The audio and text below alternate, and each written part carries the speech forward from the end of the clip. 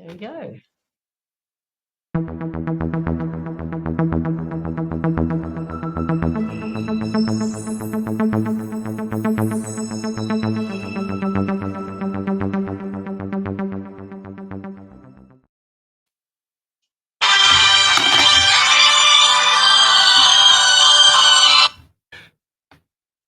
Hello, I think hello, Hello. welcome I'm to great today. CripChat, your weekly podcast on everything disability.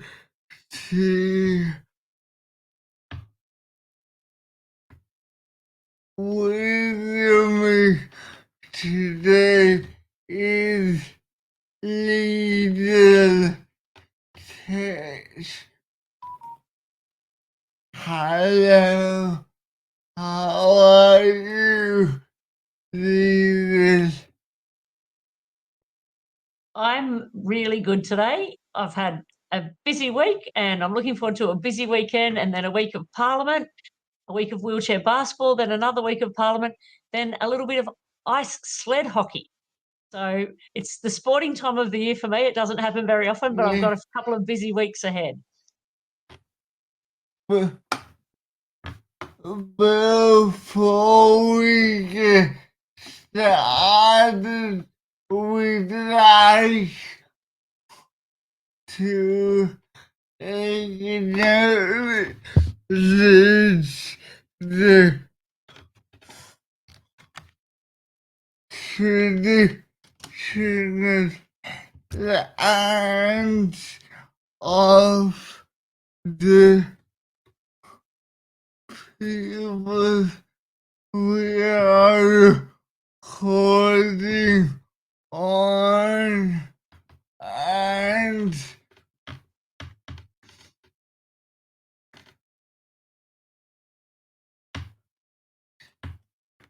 So sorry Australian disability,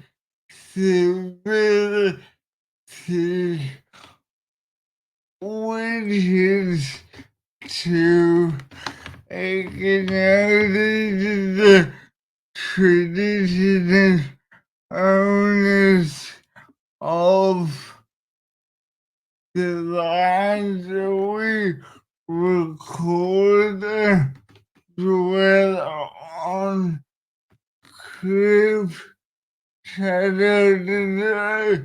They also recognizes people with disabilities, those who are living full and complete lives, and those whose needs are not being met. When listening, we ask you to reflect on this and help bring about an Australian society where people with disabilities feel included and belong.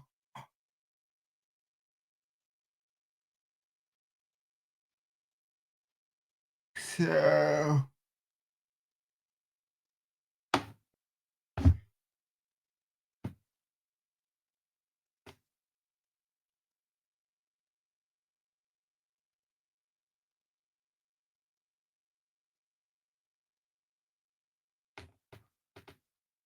leader, what prompted the establishment of the disability rights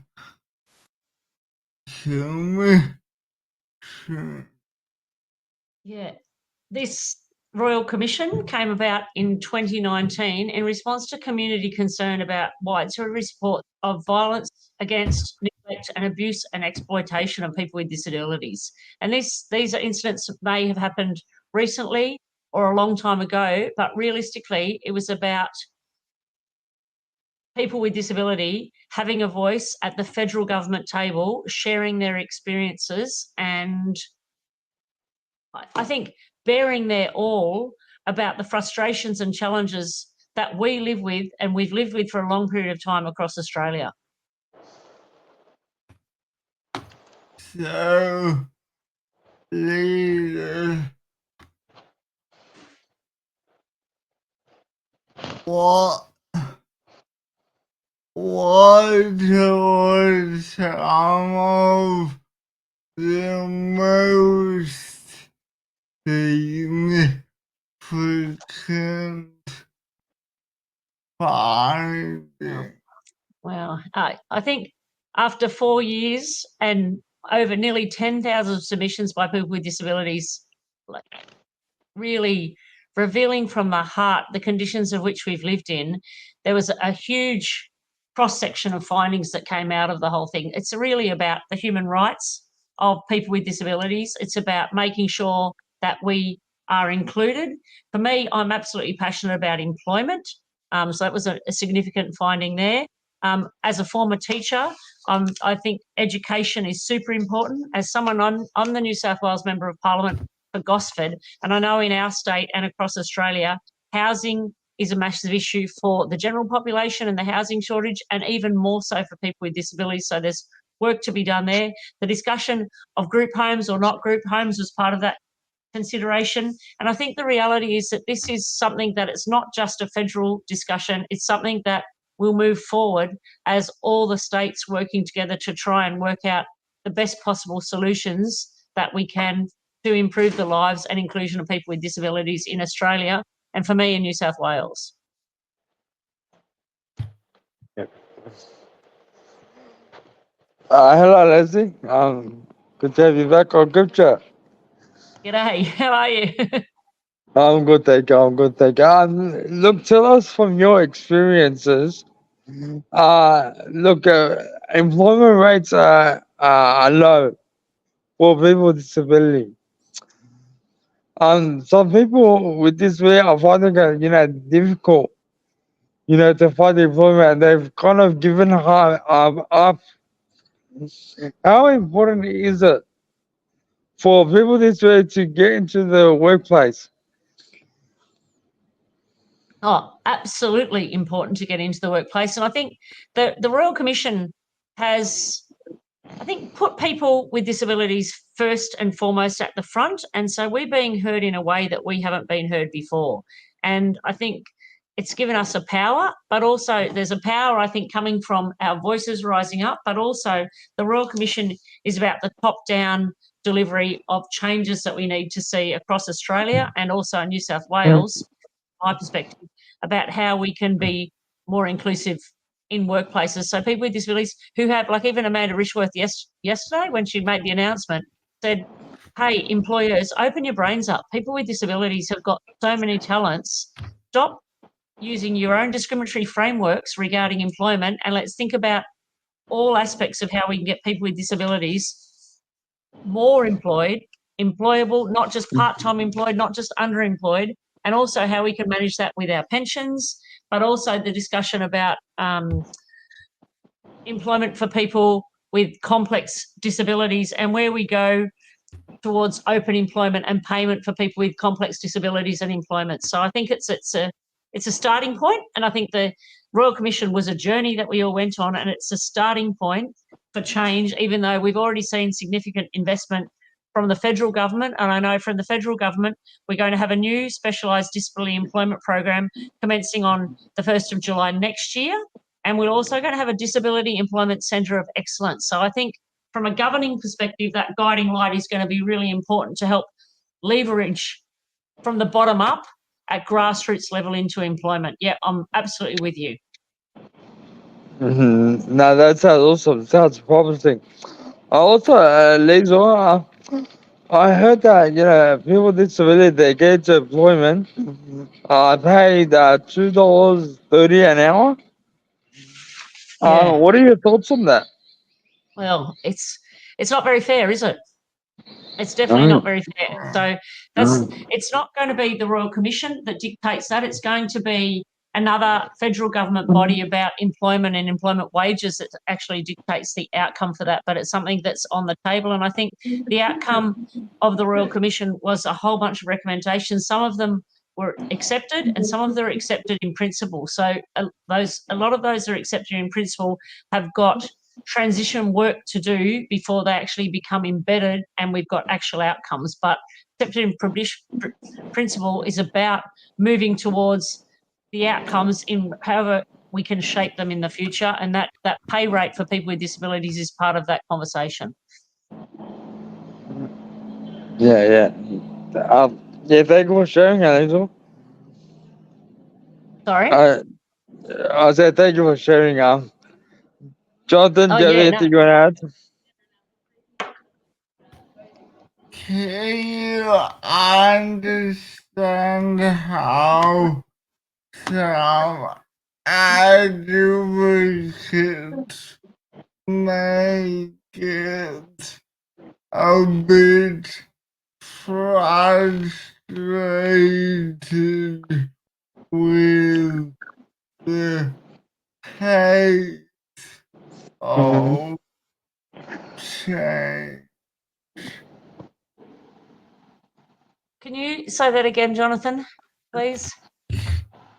Can you understand how some advocates may get frustrated with the pace of Oh. change? Oh, yes, absolutely. And I am a wheelchair user, so I live with that pace of change and the frustrations. I came into a parliament that wasn't accessible and inclusive 7 years later. We're still working on that. And it's not something, this is a whole of society attitudinal shift as well. So the pace of change, I'd love to say we can snap our fingers and fix everything overnight, but it's a slow burn, and it's got a lot of that has to have budget wrapped around it. The federal government has already spent, I think, $3 billion towards improving the lives of people with disabilities prior to the announcement of the Royal Commission response. So we're already steps on the way. I'd like to say in New South Wales, under the previous government, we saw disability employment go from 4.7% down to 2.5%. I'd like to get back to 4.7 and beyond in a heartbeat, but it's a slow change to make sure that all the government departments have got really good, when they go out to ask people about their jobs, to come on board, to put their ads out, that they're inclusive. When they do their interviews and communications about their jobs, that they're inclusive, that the adjustments are made to be in the workplace to be inclusive, and that once people are in the workplace, they've also got the opportunity for promotion. But none of that's something that happens overnight. So that's something we're working with in this example of employment with government departments to make sure that every step of the way for employment is actually inclusive, and it allows that possibility to increase that percentage of numbers of people with disabilities back in. So it's not something that's super going to happen overnight. I'd also like to say that our treatment in hospitals, like all of a sudden, all the doctors and all the nurses and all the systems are going to perfectly understand your disability, my disability, your disability, and her disability. But it's going to take an education process to make sure that we are included every step of the way. But the Royal Commission has definitely made that loud and clear, and it's putting pressure on the federal government, but also on the state governments to make the changes we need. Yeah. Sorry, so Laser, How will the increased funding and the workforce impact disability services and safeguards? I think that's a question they're going to have to ask to the federal, my federal counterparts around safeguards. That's not something that's within my state realm, so I might just pass on that one and put that one on notice, if that's okay. No, Um, no. Thank you for that. And so, what are your thoughts on the recommendations regarding segregation and inclusive education? Well, that was an interesting one and quite, I think, a bit split on the commission, but also split in the community. As a former teacher, I thought I've got a part of a master's in special education because I wanted to get a better understanding of the needs of kids with intellectual disabilities and other diverse abilities. And so I taught in a mainstream school with a support unit where we had kids integrated into mainstream. And I think that's going to be and that is becoming much more of the norm. We've also, in my electorate, got Glenvale Special School, which is an amazing special school. It's a segregated environment. And at this point in time, when I speak to the families and tell them, if I told them that that was going to shut down, they would be horrified. So the changes towards inclusive education are also something that's going to be a slow burn. It will be delivered by the states, not by the federal government. But it's something that you're not going to say, we're going to shut down those schools overnight and put those kids that have been really comfortable in the segregated schools into mainstream. And the parents are there. Sometimes kids don't get accepted very easily. There's bullying in mainstream schools. So at this point in time, until we make that once again a transitional slow change alongside the community and families of kids with disabilities, it's a slow change, but I believe there's much more work to be done about including kids with disabilities in mainstream education. And that's the step that then leads into mainstream employment. Thank you for sharing, Lisa. Moving on to the next question. What message do you have for the government and policymakers regarding the Commission's findings?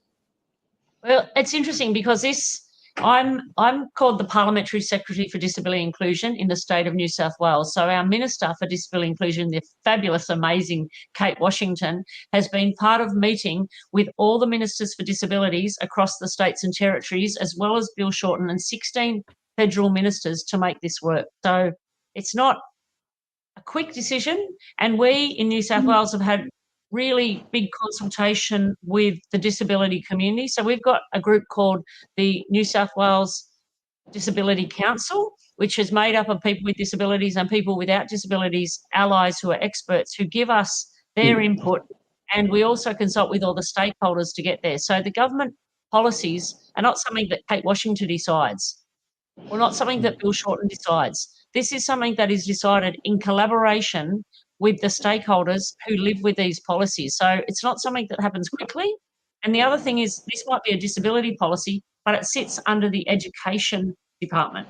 So therefore, we've got another minister and a whole other department about what the policy looks like in there. So it wouldn't be a disability policy, it'd be sitting under the education department about school segregation and where we go from there. So it's a complex future moving forward about where we go with policies, but it's actually really lovely as a person, as a wheelchair user and a person with disabilities to be at the table. In the opposition in New South Wales, we've got Gareth Ward, who also lives with a disability. He's got vision impairment. So it's really important that I think that people with disabilities are there putting their hand up to be representative and be at the table. And that's what we do, not only with me in the place, ramming them in my wheelchair, telling to make sure they include us, but also we've got lots of people in the New South Wales Disability Council who are experts putting pressure on us to make all of those policy changes. One, for example, is about the inclusivity of all the technology. So making sure that technology is inclusive. So if you get a job in the workplace and you're vision impaired, all your technology is correct.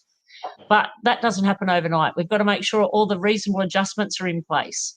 But also we've got to teach people how to make those reasonable adjustments in place. So there's many components of policy making moving forward. And a lot of those steps are already in place. Does that help with that answer? Yeah, fair enough. So thank you for that, Lisa. Cool. And so I ask the I next question. think you touched on this, but how can the broader community support the implementation of these recommendations?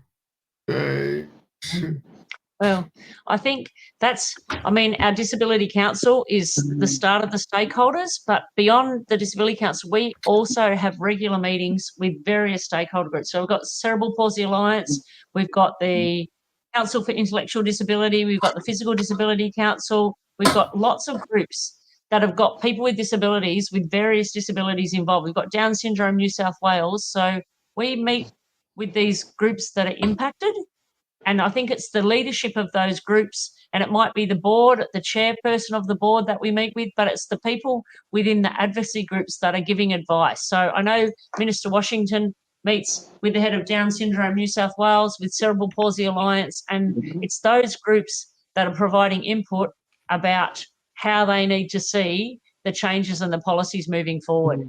We're working closely with Get Skilled Access, which Gillian Alcott was the founder of that organisation. Yep. And that organisation employs lots of people with disabilities. And that organisation in New South Wales is working with health, it's working with education, it's working with tourism, it's working with police, fire and rescue. And that's using people with disabilities. I've got a fabulous, lovely lady who's blind running focus groups, talking to firemen, talking to police, talking to people in the health system about how to be more inclusive. So people on the ground with disabilities as advocates are already working in that sector. So advocacy groups are the main, I think, direct policy influencer, but it's guys like you that are having conversations and encouraging people to actually talk to our pollies to make the changes that suit the community. It's not just the minister, the able-bodied minister, making the decisions on behalf of all of us. It really is, and that's the Royal Commission. The Royal Commission is the voice of people with disabilities, shaping a new future for Australia. Yep, sure is. Thank you, Laser. You're welcome. We answered that question. Move on to the next question. Sorry. So, what are your hopes for the future in terms of disability rights and inclusion? Well, I wouldn't have put my hand up to be in the parliament if I didn't have massive belief that we can have a better Australia for people with disabilities. And I get frustrated almost every day because we're not there yet, as do people with disabilities, and this is the voice. But I actually think we are on track. I don't know if it's going to be perfect by 2027 or 2034, but I think it's a burning change that we're a part of, and we're doing it at our own individual levels from the grassroots up. But it's really nice to know that the government heard the voices of people with disabilities and initiated the Royal Commission. Admittedly, we're not accepting all of the recommendations, and a lot of those recommendations at federal level, and quite a few of those recommendations are at state level. A lot of those recommendations are accepted in principle, but it's going to be time and money and prioritisation of governments to see the changes that we need to see across New South Wales and Australia. No, awesome. Keep up with the amazing work that you do. Yeah, We are leaders in the space. it really is lovely to be in here. That I know that I'm accountable to you guys, but I also know that you guys have got my back.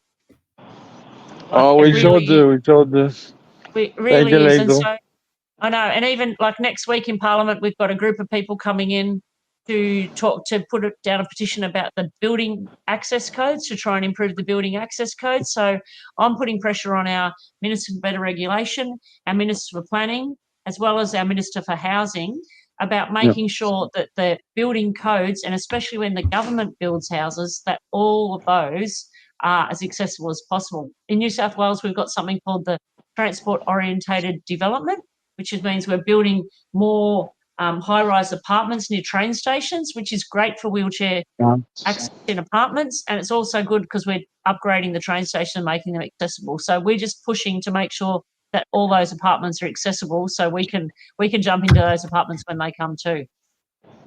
Awesome. I look forward to it. Lisa.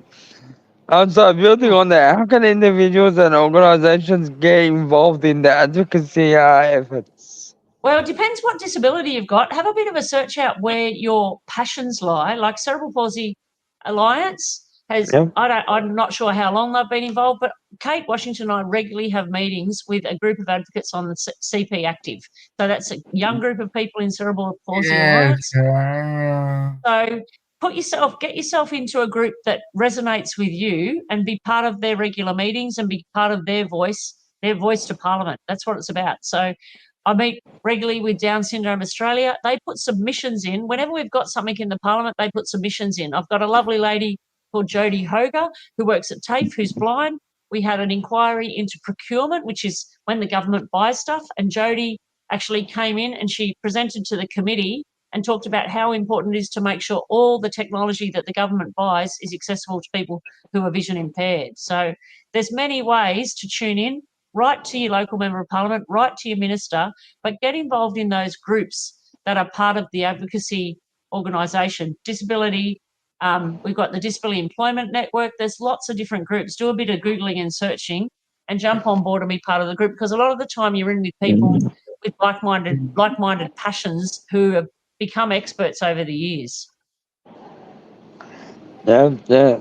No, true. Encourage people to get out there. What it's all about. Yeah.